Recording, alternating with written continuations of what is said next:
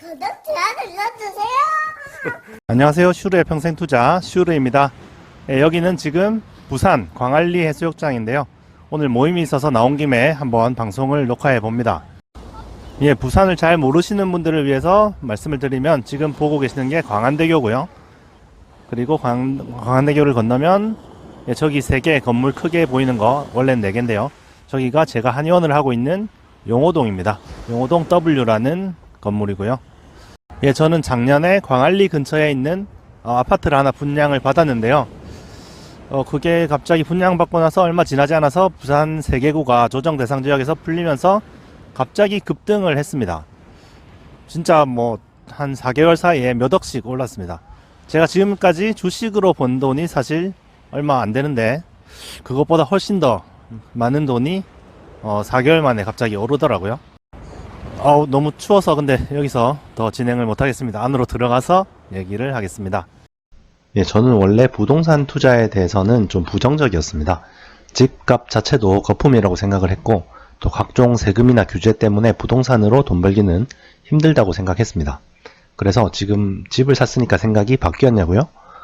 그렇지는 않습니다. 여전히 지금 시점에서 부동산 투자로 돈을 벌기는 힘든 것 같습니다. 부동산 투자라고 하려면 2주택부터죠. 1주택은 사실 내가 거주하는 곳이죠. 물론 1주택도 내리는 것보다는 오르는 게 좋지만요.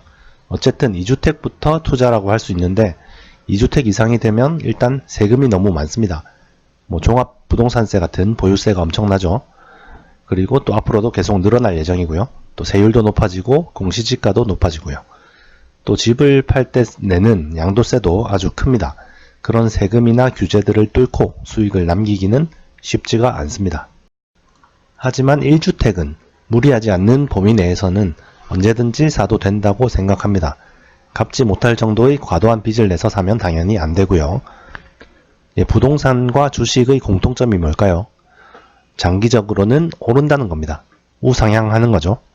물론 지역에 따라서 사람들이 선호하지 않는 지역은 오르지 않거나 내릴 수도 있습니다. 그건 주식도 마찬가지죠. 내리거나 아예 상장 폐지되는 회사들도 많습니다. 전체 시가총액의 합이 오른다는 거죠. 부동산도 마찬가지고요.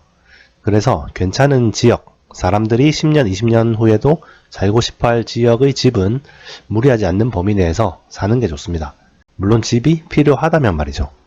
혼자 살아서 큰 집이 필요 없다면 그 돈으로 그냥 다른 곳에 투자하는 게 나을 수도 있습니다. 집값이 이렇게 쭉 우상향하기는 하는데 이렇게 일직선으로 오르는 게 아니라 이렇게 파란 선처럼 어떨 때는 폭등하기도 하고 또 이렇게 쭉 하락하기도 하고 또 어떨 때는 또 급등하기도 하고 또 하락하기도 하고 이렇게 왔다 갔다 반복하면서 오릅니다. 주식 투자도 마켓 타이밍을 잡기는 어렵다고 하잖아요. 이렇게 제일 저점에서 사서 가장 고점에 팔면 제일 좋겠지만 그게 불가능하다는 것을 사람들은 알고 있습니다.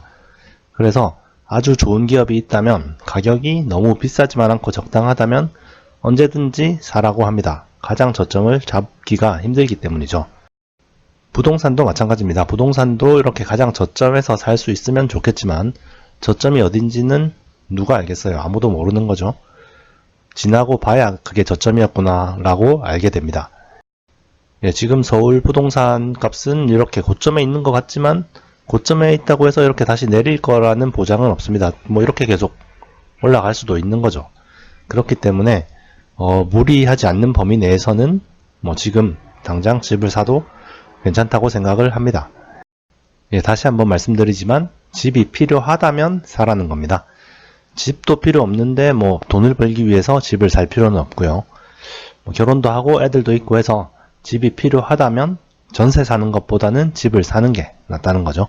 전세금은 안 오르잖아요. 그리고 또 다시 한번 말씀드리지만 무리하지 않는 범위 내에서 충분히 갚을 수 있는 범위 내에서만 사야 됩니다. 저도 사실 부산에 살아서 집을 샀지 서울에 살았으면 집을 못 샀을 겁니다.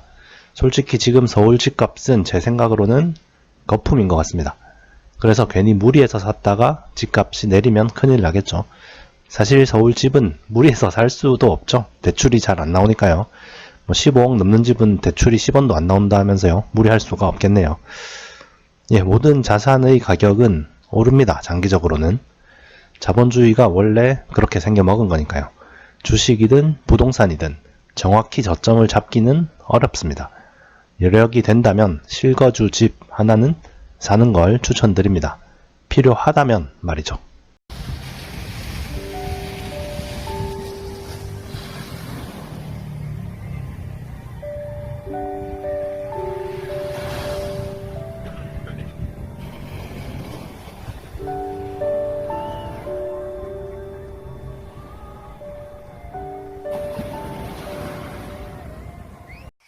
구독, 좋아요 눌러주세요.